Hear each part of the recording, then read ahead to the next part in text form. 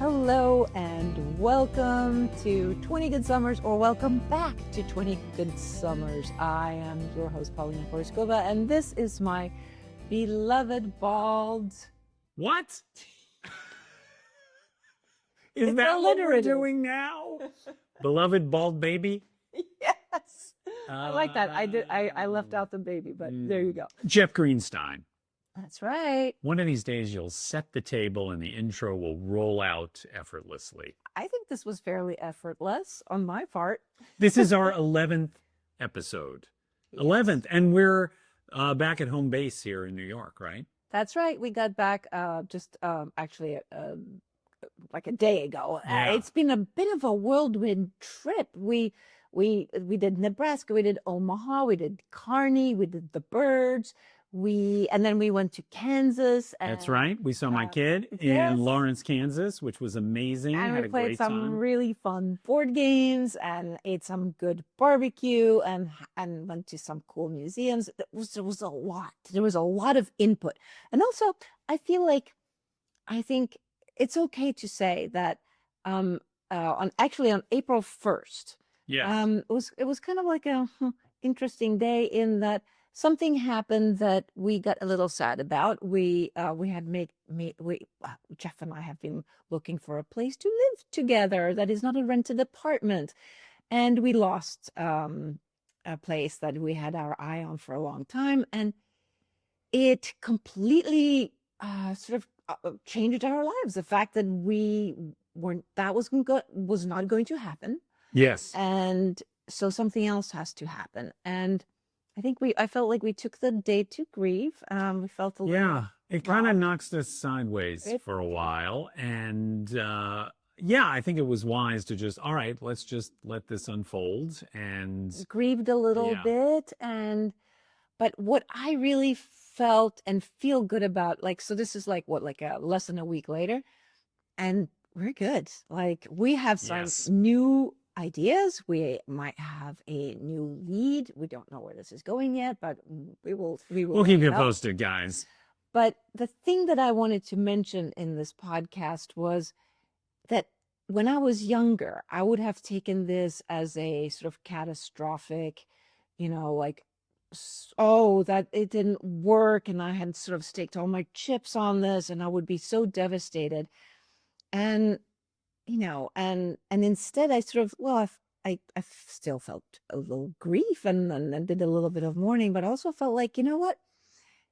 Again, we have 20 good summers left. And this was a way. I'm not religious, and I don't think you're that religious either. Not so much. Not as much as my dad would have liked. Yeah. Sorry, Lenny. Yes. So we like to look at it as the universe. It's providential, okay? The timing didn't work. I don't tend to be as woo-woo as you are. Have we spoken about this on the show? We haven't really. I can be very woo-woo, mostly because my psychic counselor, Tony, predicted you in my life. And so what is there not to be woo-woo about? That's true. And I am very on board with Tony because he told you this would happen. Yeah. He was off by one calendar year, but he did, right? Isn't it true? He didn't specify the year. He just said the month. He just said, an enormous bald man will lurch into your life. Yeah, he said exactly that. No, I don't think he said that, actually. But yes, but he said that maybe this was not the proper time. And actually, he did.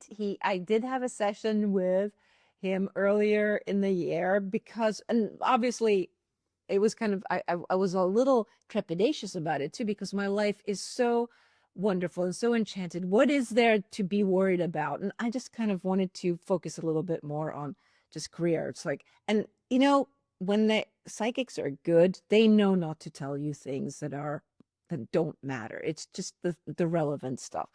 And the relevant stuff was really about sort of where we are geographically and where we're going and work. And so of course, they never give you the answers you want, and they don't make it quite as clear as you would like it. But he did say that he didn't see that option. and that he saw something else. And so we were busy pursuing that option. Yes, to pick a different lane than necessarily the woo-woo lane. I remember once in Hebrew school being told, God answers all prayers, but sometimes the answer is no, which I think is a very Jewish idea, actually. Sometimes the answer is no. I think that's why I get along with the people Yes. of the Jewish persuasion so well, because I think most of the time it's a no. Yes. It's a very Eastern European sensibility. It's oftentimes no. Or as we also like, well, no, this is more of an American thing.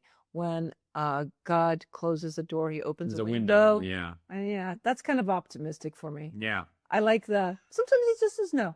Yes. Anyway, speaking of no. Uh-oh. Where is this going? I have no idea. No, So actually. what do you want to talk about today? Well, today I really wanted to talk a little bit further about, I wanted to talk a little bit more about being loved exactly for who you are. And is this something, because this is something that escaped me when I was younger. This is not something that I found until I was 58. And I'm not sure about you. I think you're wait. Let's do you first. I think you're going to have to elaborate on that a little bit. Well, what do you mean when you say I don't feel I was loved for who I actually am? All dimensions of you. What do you mean when you say that? Well, I think, of course, this was sort of set up by the parental units early on in life, where I was. I don't think this was intentional, unintentionally sort of set up to feel like unless I pleased my parents, I didn't get a seat at the table. Like they didn't actually like me unless I performed. I remember them sticking me on stage when I was like 3 years old. It was this theater that we would go to on Sunday afternoons, and there would be a matinee of where little fairy tales were performed, and this is before my parents left. So I must have been younger than 3. Okay. Or thereabout, because at 3, my parents left. And I remember being taken to this performance and, seeing the actors who, of course, I believed were the farmer and the fox. They just happen to be on a stage, yes, and there's no crops. No, I mean, as a child, you don't question things you really like don't. that. No, you really don't. And so at the end of this, when my parent, the main actor sort of came back on stage, and everybody's applauding, and he said, "Are there any children that would like to come up and maybe share a poem or a song?" And the audience is completely quiet, and my dad leaned over and he said, why don't you go up there and sing a song? And I was like, what? And then they just put me on stage, and I was a rotund little 3-year-old with a bowl cut. So I think I was kind of cute, actually. And they just stuck me on stage. And I remember standing on this, and I remember the lights being so incredibly bright that I couldn't see my parents, and I couldn't see anything beyond the stage itself. And I was fucking terrified. I was so scared. And I thought, well, the quickest way to get this over and done with is to sing a song. If I sing the song, then they will just sweep me back off. And so I started singing this Czech song called Pecnám spadla, which is a very cheery song about how your oven falls down and kills you. One of our cheerier songs for children. Okay. And then I remember I got to a part of the song where it says, the oven maker or whatever put 4 hammer blows to the oven to fix it, and I couldn't remember the word for the hammer blows, and I exchanged it for crows, which is in Czech, one is rani and one is vrani. So I said vrani instead of rani, which meant he put 4 crows in the oven. And everybody laughed. The audience laughed. And at this point, I was so terrified and I was so scared. But when the audience laughed, I thought, oh, perhaps I should sing another song. And at that point, my father just sort of, grabbed me and But you got a taste for that kind of validation. My parents seemed to like me better when I could do things like that. Otherwise, they didn't seem to pay a whole lot of attention to me. And this is again, look, my parents were incredibly young when they had me, and these were the cultural norms. A lot of kids lived with their grandparents because the parents were very young. My mom had me when she was 19. My father was like 23 or something. So they were kind of nincompoops. They had sex because they were hot, and then they accidentally created this rotund 3-year-old. So I was mostly with my grandmother, and I only saw my parents sometimes. And every time I saw my parents, it was like performance, put on your best dress and, do your best dance. And so I think I learned fairly early on that nobody really cared about what I wanted or how I felt. That it was all about putting on a show. This is the only way people are going to like you. And I know from having spent some time with you and actually talked to you for Well, I want to come back to this because obviously this became a dominant theme for you as you moved into the professional world. Correct, where exactly the same story just kept replaying itself, and then it kept replaying it. Okay, fine, I'll just finish out my thing, and then we'll jump to yours because you have a very similar thing. That there was this aspect of like I have to. Also, I when we moved to Sweden when I was 9, and I didn't really know my parents all that well, and so I seemed to be an inconvenience to them, especially if there was something, if I was sick or, it's like keep your needs down. Your needs are unwelcome. We don't know what to do with them, and we can't help you. We're busy. And so I started getting anxiety attacks very early on when I was a kid, when I was about 9 or 10. And I thought I diagnosed myself with a heart condition because, of course, my mother was a nurse and her medical stuff was sort of all over the bookshelves. And I picked it up and I read and I thought, oh, this racing heart, that's a heart condition and I'm probably going to die. But I didn't dare to tell anyone because it seemed like I was already unlikable enough. So, like, if I was told my parents there was something wrong with me, then they really would eliminate me very quickly. So I was sort of hanging on all the time. I was just like hoping that, I would please them then mostly it was my mother because my father sort of took off. But it was hard to please a young woman who was all by herself, single with 2 small children and very little money, in a foreign country, and she really didn't have the patience or the wherewithal or the ability to really pay much attention to me. So again, being on my best behavior, always being on my best behavior, that was the safest thing to do. And when I began modeling at 15, it was just the same story all over again. The quickest way to get out of a situation was do as you're told. And if that meant taking my top off, if that meant, doing X, Y, and Z, well, then I just did that because that was the easiest way to get through it and also to please people. I want to tease 2 things apart before I talk about my own experience here, because there's 2 aspects braided together I would like you to comment on.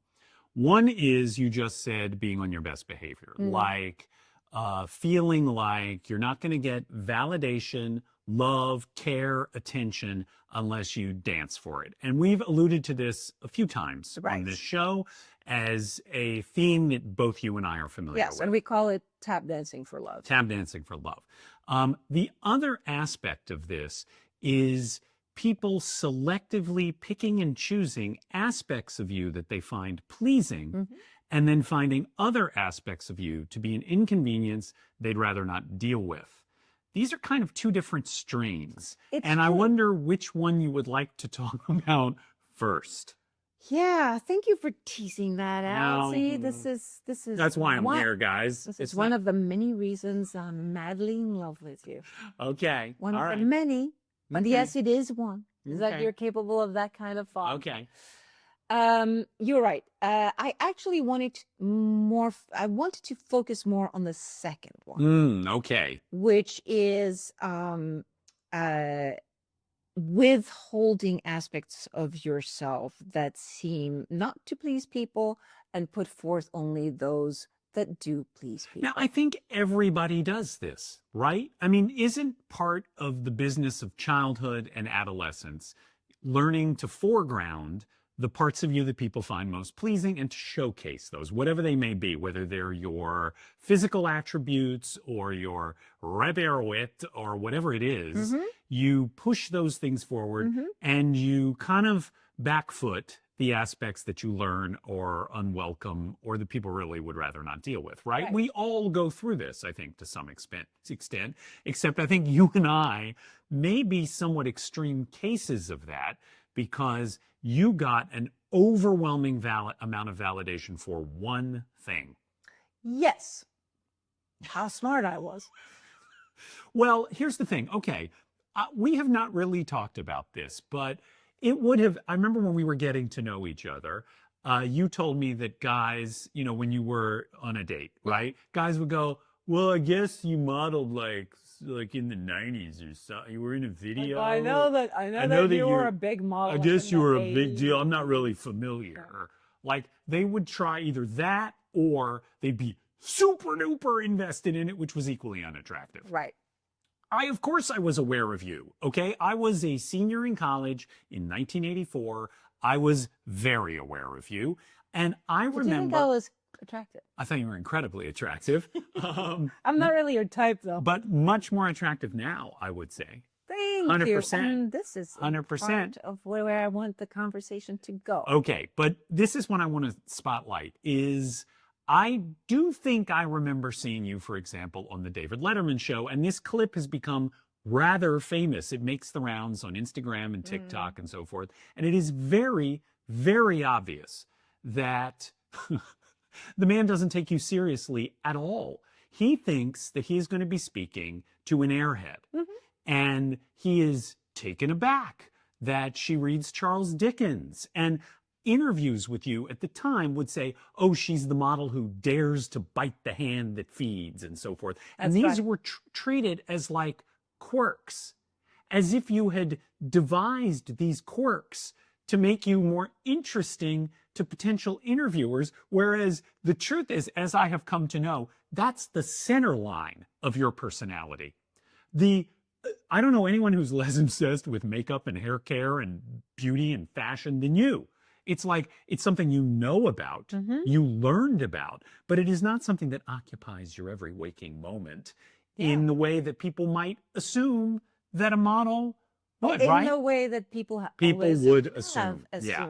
And so the only questions for me were always about the diet and makeup tips and skin treatments. And you know what? Unfortunately, they still are. I mean, the overwhelming majority of comments and people, and also when I post to Instagram, people, what people are really truly interested in is seeing me with as few clothes on as possible, showcasing my flaws. This is something that, again, in, 30 years ago, 40 years ago, there were not that many flaws to showcase.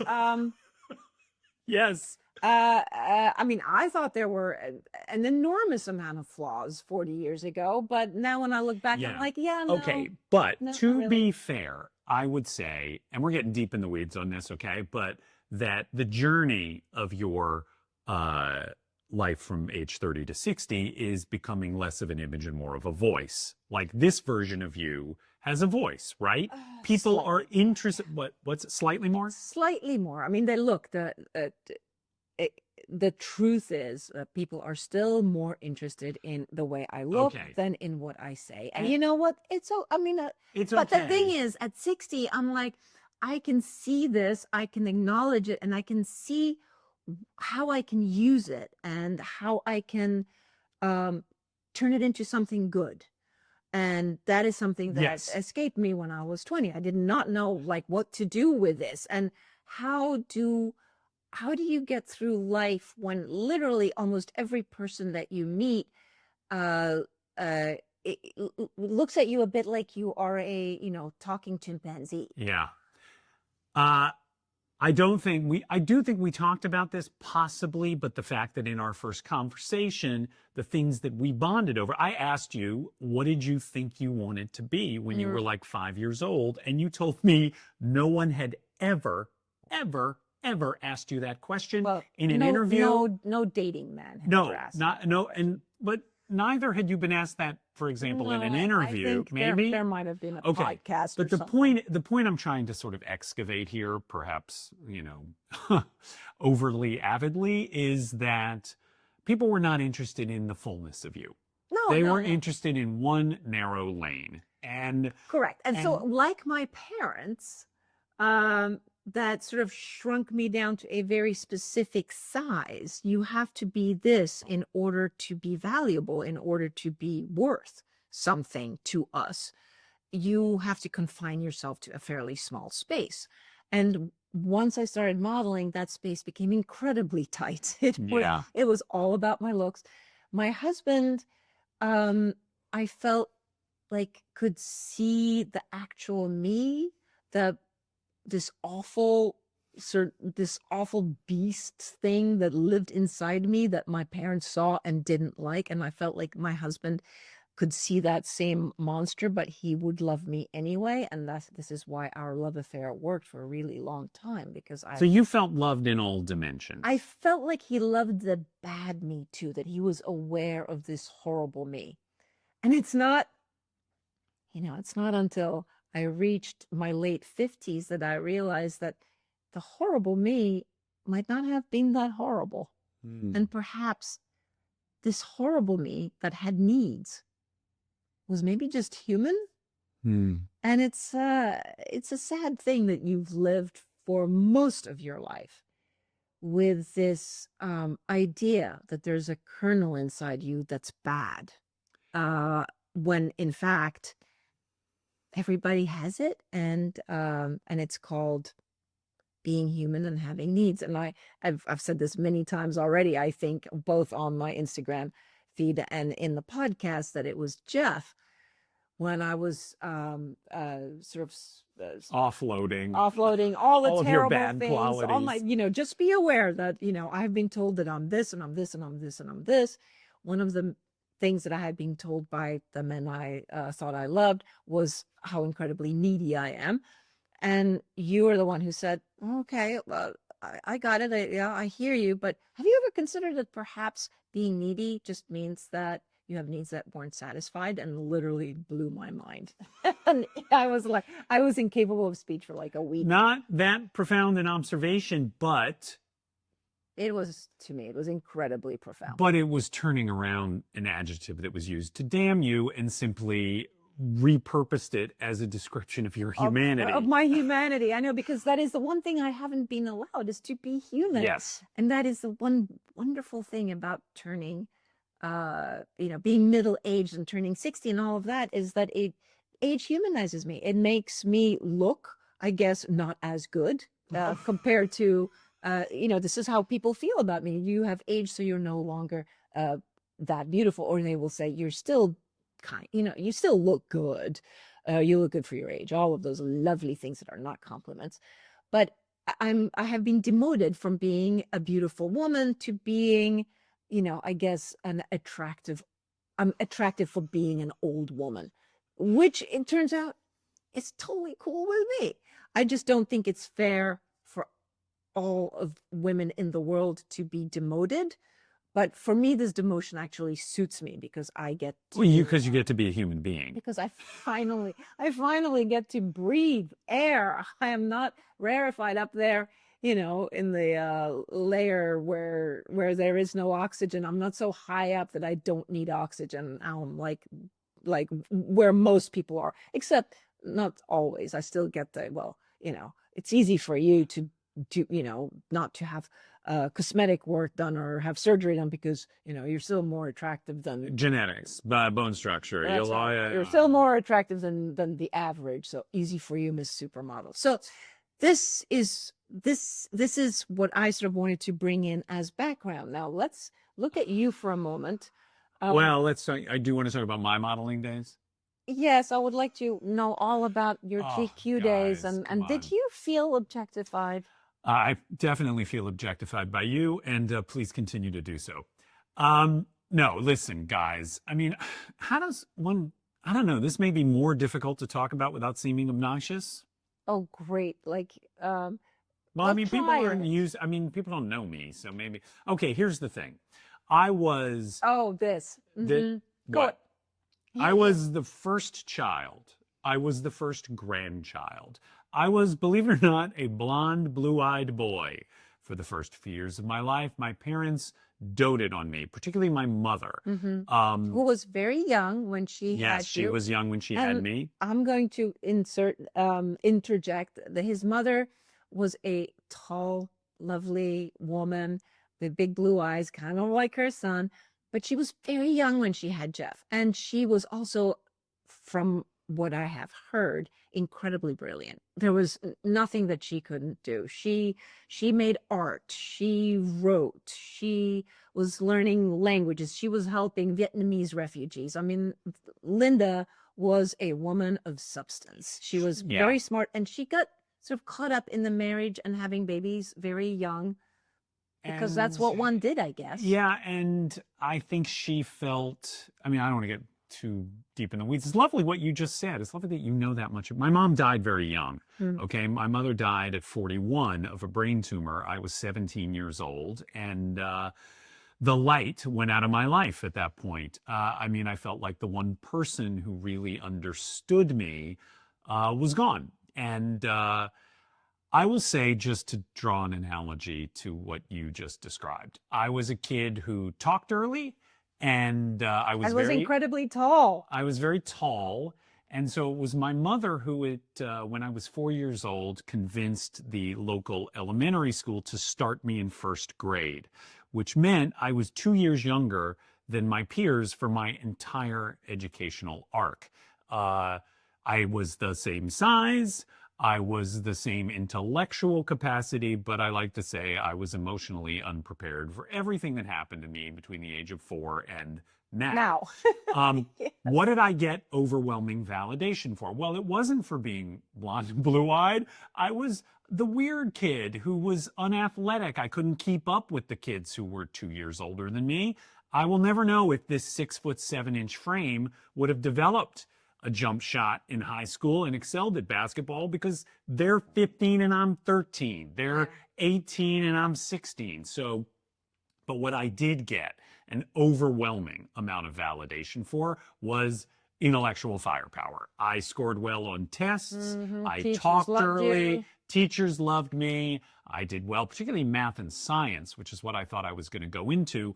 And unfortunately, and I really think that my mother didn't mean to do this, but she got a little extra light in her eyes when I would perform, when I would, you know, make a smart joke, or I would betray some, you know, my parents were always asking me, where did you learn that? Because I was constantly spouting facts that I had read, and I would say I read it somewhere.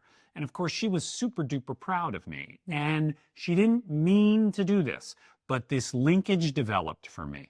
This idea that love was contingent on performance. It's funny, we just went to see my son in Kansas City, also a bright kid. I was so determined to avoid repeating this mistake with my own son that whenever he did something exceptional, regardless of what it was, if it was a phenomenal defensive play in basketball or scoring well on a test, I would say, I am proud of you, but not just when you do stuff. Something good. Yes. And Henry, whenever you say, I'm proud of you, he adds the second part like automatically because he knows that that's coming. I know, because it's coming. And not just when you do stuff. Yes. But how does a parent resist this? Okay, if you've got a kid who can throw a ball 100 yards, I mean, that's exciting. If you've got a kid who can slam the tennis ball over the net, or if you've got a kid who does well on standardized tests, how do you help as a parent validating that kid a little bit more? Didn't mean to do it, but it happened. And so through school, the one thing that I felt people were most interested in about me was the brain. You're a big brain. You're a big brain. And quite honestly, I think women were attracted to you for the same reason, your big brain. And God, this certainly, sounds obnoxious. it's okay. I'm pretty, you're smart. I know. I would like our audience to comment on something. You actually brought this up the other night. I was very proud because I feel like I was, you know what I mean? They always say, tell the smart ones they're pretty and tell the pretty ones they're smart. Right. That's Because you're right. going to give them validation for the thing they never get validated for. Yeah. Was I ever validated for being a cutie? No. I was a weird kid with a big nose. Back when I had hair, I had the kind of Peter Brady Jew fro. So no, I was not exceptionally attractive. If girls liked me, they liked me because I was witty or bright. Correct. Or could do their calculus homework. That always helps. Yeah. Although I'm not sure if they let you feel them up for doing their calculus homework. They didn't let me feel them up that much, guys. Yeah. But Meanwhile, yes. Were you getting validation for your familiarity with the works of Leo Tolstoy? Oh, yes. I mean, the fact that I had read more books than literally any man I have ever dated. Have we talked about the Kindle exchange? I don't think we've talked about I'm not sure. Okay. So I like a physical book, but I soon learned from my beloved that ebooks are a good thing when you're traveling a lot. That having, in my case, an iPad mini, in your case, a Kindle, is a great way to have a huge library at your fingertips. I'm the last person on the planet to discover this, but one of the things, this was a ritual when we were combining our lives, is we merged our Kindle libraries. Now, to be fair, I have a lot of books in my house, a lot, tons of books, but I don't have a lot of ebooks. So what I brought to the relationship, I had 8 ebooks. And so when the Kindle libraries were merging, it said, Jeff, you will be giving Paulina 8 books. Do you know how many books I got from Paulina? 1,118. That was only books from like the last 3 years. You are the best read human being I have ever met in my life. When the New York Times did that list of like 100 greatest books of the 21st century, you had read 85 of them. Yeah. I know. I was very proud that I had read one.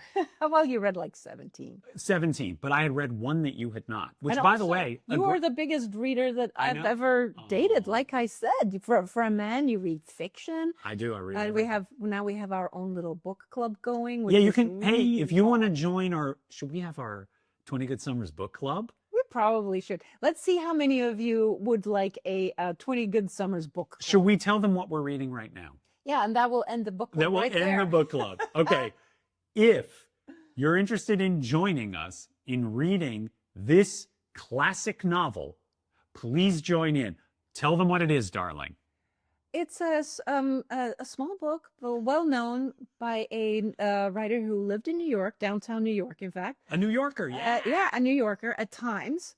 Really a man of the world, named Herman Melville, and his book is called Moby Dick. I had never read it.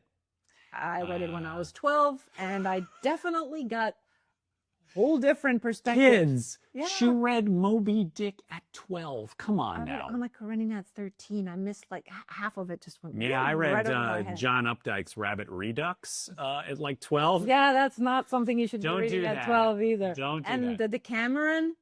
The Decameron? Yeah, my dad forced it on me when I was like 12, so reading like pornographic stories of Italian countryside and the plague in the 14th century was odd. Okay, to bring this around, so what you have pointed out here is that from entirely different angles, we came to this relationship as two multidimensional, multifarious, multivaried, variegated, would you like me to keep showing it all? Wow, that's okay. Human beings with lots of different interests and talents and aspects who had primarily been validated for one narrow stripe. Would you say that's fair? I think that's incredibly well said. How in the world does one get loved for the complete circumference of you? How do you do that? And what does it feel like? Well, right. Well, it turns out, and see, this is, again, and this is where we get back to the 20 Good Summers point of this, is, yes, when you are young, this is growth. This is growing up. It's you are with your friends and you discover that they all like you because, you have, you can sing really well. And so it's entertaining when you sing, when, your friends, or like you're really good at putting on makeup, or you're really good at reading. There's skills that you sort of you see, you put it out and you see what's rewarded, and so you might be able to seize on them more, and you might be able to get better at them, and then you start sort of pushing away the things that people like less, and this all sort of contributes to, and I think this is true for most people, maybe unless you've had like brilliant parents that raised you to feel so confident in your 20s that you just had no need of pretending to be somebody you were not. But I think most of us spend our 20s trying to figure out how to please people, how to attract. Flirting is all about like, oh, let me show you the best parts of Yes, myself. exactly. And so this is the beauty of getting older, is that you kind of figure out who you are, what you're good at, what you're bad at. And then past 50, for us women who start being invisible anyway, we go, well, you know what? Fuck other people's assumptions and expectations. I'm just going to be who I am. Like, I'm just going to try out to actually be the person that I've always known that I was.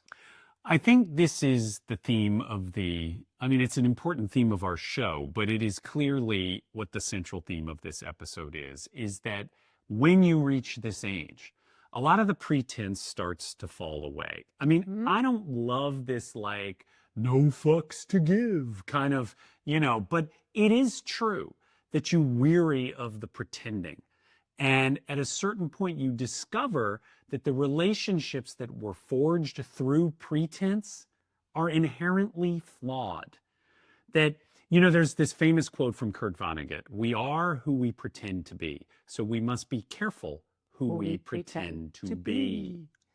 You may find, as I did, that if you project a certain swagger and self-confidence, and you have, and you're the guy who loves to pick up the check at lunch, and you're constantly like helping your friends find jobs, and you may find that if you withdraw that just a little bit, they don't love you no more. Suddenly you have so many less friends. What you realize is what you had was a lot of paid lunch companions. Yeah. You didn't actually have friends. And so you start kind of interrogating some of these relationships, and some of them fall away of their own accord. Yeah. But it is one of the reasons, when we were doing our early episode about dating apps, when we were talking about, don't put in 10 idealized photos of yourself. Yeah. God forbid people fall in love with those 10 idealized photos. Don't make ChatGPT write you the wittiest dating profile of all time. First of all, the girl will want to date ChatGPT and not you. But if you foreground the idea of like, I'm so swift with a punchline, watch me fly, that's what they're going to want. Yeah. Then you're going to be finding yourself at that first date across a sticky table looking pretty foolish.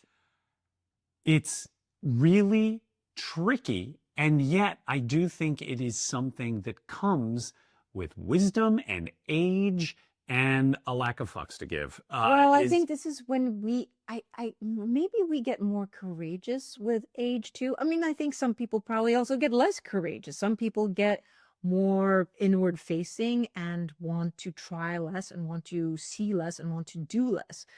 But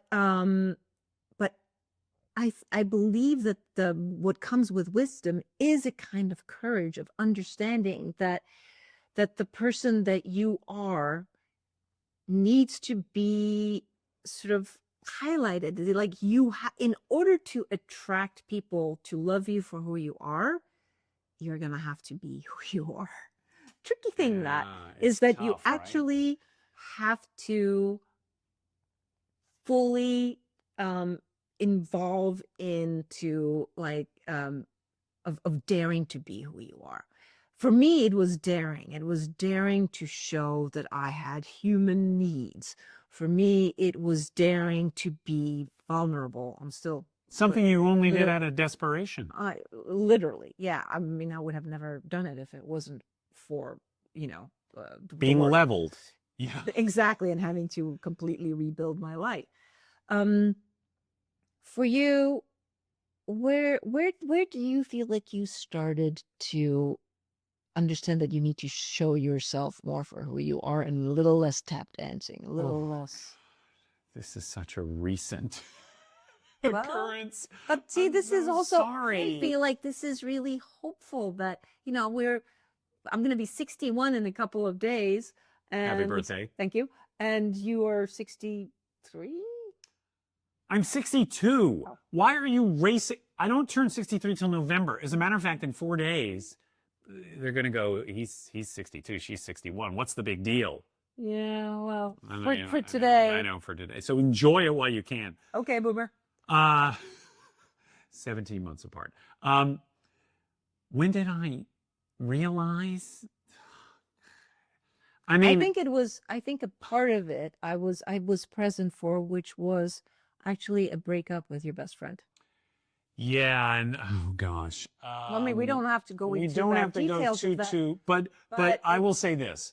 We both learned as this relationship grew stronger, as it gathered momentum, we learned that there were friends of ours who really preferred the unhappy, thwarted version. I think that was true for you. That was true for me. I think for sure. I found out that I had some friends that preferred the version that was always there to nurture and had no specific desires or needs of her own. This is what I projected. It's like, I'm there to take care of you. I'm there to take care of you. And then when I wasn't there to take care, suddenly I was not that loved. Yeah.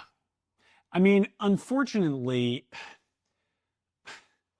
the simple fact is that though I retain at this advanced age the ability to be educable, and it's something I'm very proud of, in some ways I'm a very slow learner. This is an unfortunate consequence of being told how incredibly smart I was at the outset, is that I missed a number of incredibly obvious tells that a dumber person would have picked up on much more quickly.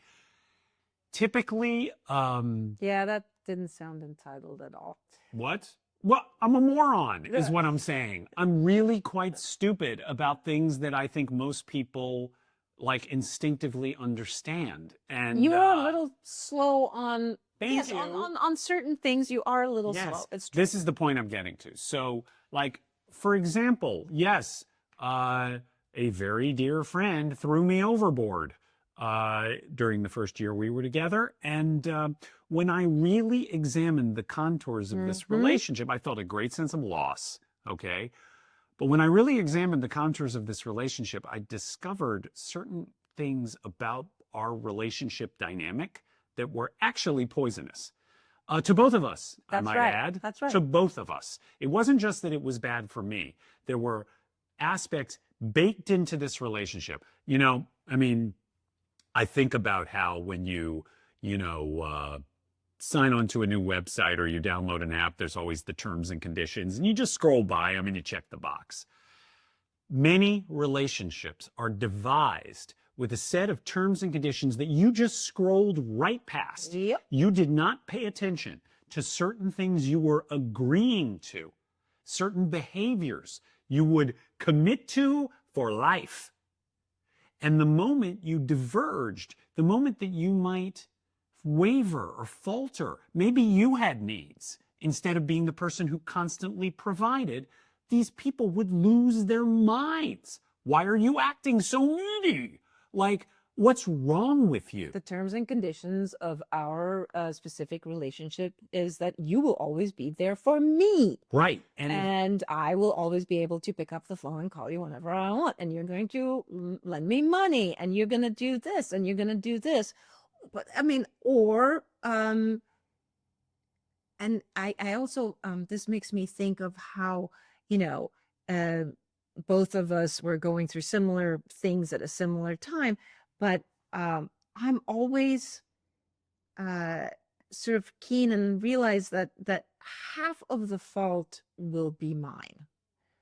Uh, there is no, there are people that have done terrible things to me, but I was 50% responsible for, not for their actions necessarily, but for being a part of that relationship. I had signed on to those terms and conditions, and then I went, but wait, I don't like them. Or wait, what do you mean? I know, I signed up for this. A lot of times I didn't know I mean, actually all of the times I thought I didn't realize I was signing up. I'm going to pick a random example from my past that is not necessarily about a romantic relationship. As a matter of fact, it's about a professional relationship. But just to pick an example. Okay. I had a writing partner for 13 years. He was my best friend from college. He was best man at my wedding. Really good guy, really talented guy. And over the 13 years of our partnership, things diverged. And they reached kind of a crisis point in the latter years of that partnership, and then he dumped me. Now, at the time, I was outraged. I was blindsided. How dare he? Oh! You know what? I made it impossible for him to be my partner. There had been a breakdown of respect between us. And he was right to throw me overboard. I made it impossible for him. 50% of the responsibility for the demise of that partnership was on me. At the time, I definitely didn't feel that way. It was only in retrospect when I looked at how that relationship dynamic functioned that I realized how much of the responsibility went to me. And again, speaking about how stupid I am, I definitely didn't realize this at the time. I had to get dumped in order to realize it. And you guys may have heard about the fact that when we spoke for the first time and you asked me what contributed to the demise of my marriage, I took a lot of it on myself. I had had some time to think about it, and I realized 50% of it was on me. Yep. And I finally found a man who took any responsibility at all for the demise of a relationship.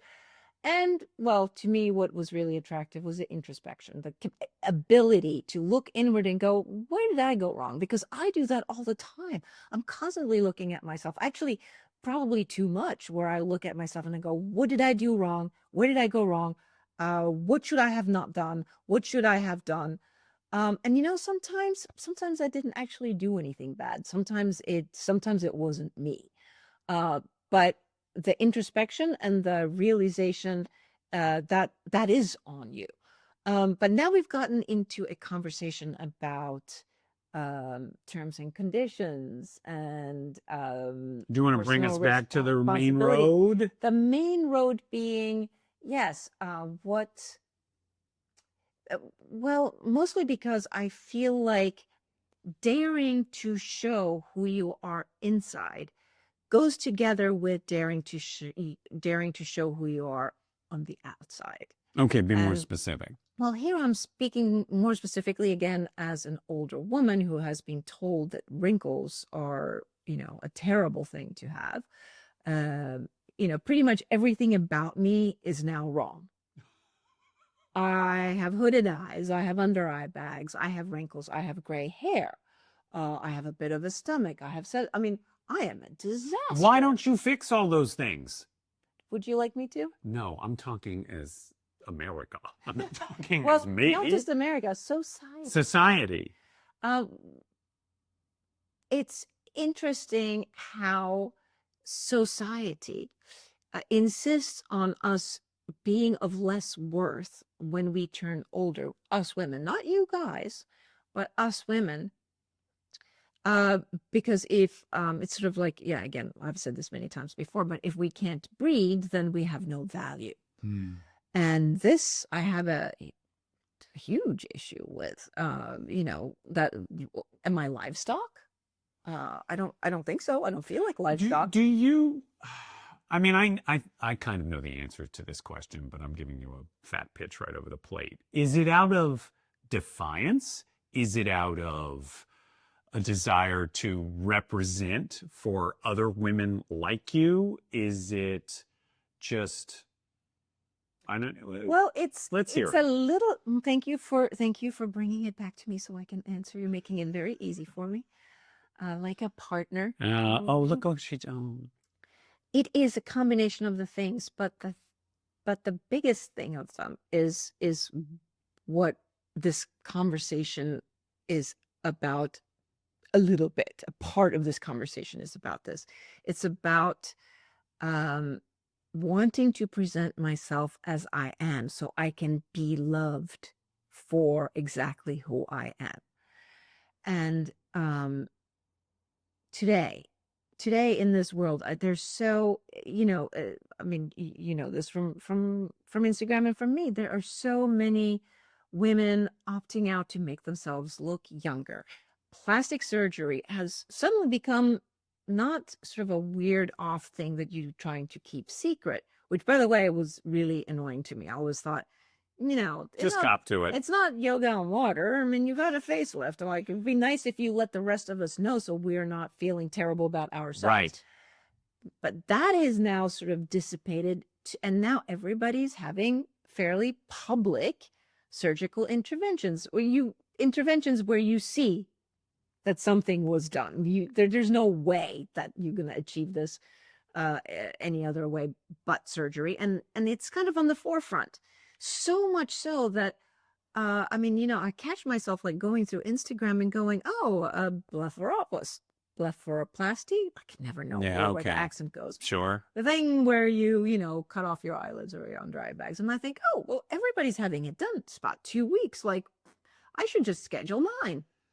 And then I really have to take a deep breath and go, we're normalizing surgery for women in order to make us look younger. Does that not disturb anybody else but me? Well, I mean, unfortunately. And actually, the reason, and again, the reason that women are doing it is because we get a seat at the main table for a little bit longer if we look younger. I mean, this I know. I mean, I've dated men that asked me if I was like, would you have a little, would you consider having a facelift? I mean, it's like 2-3 weeks, and then boom, you're looking smooth and good. I was with with one guy who's all his girlfriends were at least 20 years younger, and he sort of did me a favor by letting me be his old girlfriend, I guess. I mean, many different versions of this, but my feeling was the reason I keep hanging on to this face and these imperfections is because I don't actually believe they're imperfections. I believe they are the signposts of my age, and my age. At my age, I'm a better person on the inside than I've ever been. So why can't I let my outside speak for my inside? It's been seasoned. It's been used. It looks like it has. Why is this ugly? Why are we making it ugly? Why are we letting women believe that they become unattractive when they age? Now, you're like, since you're the guy here, I have to represent guys who feel that way. I clearly don't feel that way. I want to know from a male perspective, have you ever not dated a woman or not found a woman attractive because she looked her age? No, but I don't know. I'm not trying to sound progressive and liberated. It's just, I'm going to say two completely contradictory things, but one of the things you learn is that an advanced mind can hold two contradictory You are thoughts. so advanced. I'm so advanced. You have often pointed out to me that I have no idea, in many cases, if a woman has had stuff done. Correct. In fact, the women that do things to themselves do it for guys like me who has cannot no idea. tell. I one thing I'm really good at spotting now is fake boobs, because I worked on an HBO series called Dream On, and there were a lot of topless women on the show, and I learned to tell the difference. Okay. So I can kind of tell the difference. Not always, but I'm pretty good. Botox, facelift, eye job, nose job, neck job. I can't tell. I can't tell. I'm your perfect consumer. Yes, that's right. I cannot tell. You are the perfect consumer because you can't tell. And at the same time, you are a man whose primary attraction to a woman is not what she looks like. No, but I just want to point out something that happened a very short time ago. Okay. I came in from the gym and I saw my beloved at the sink, tidying up our coffee mugs from this morning. And I said, "You look fantastic." And you said, "I put on a little makeup." Yeah. It works on me. It works. It did work. It doesn't, it's not that I only tell you you're fantastic when you put on makeup, but when you doll up a little, I do kind of lean forward and notice. I do. I'm a naive consumer. Is it hypocritical of me to say, I mean, I put on makeup because I do like to feel pretty. I do like the fact that when I put on some makeup, you notice it and you go, "Oh, you're looking so pretty and so glowy." But that is the first, step down a slippery slope that leads to this.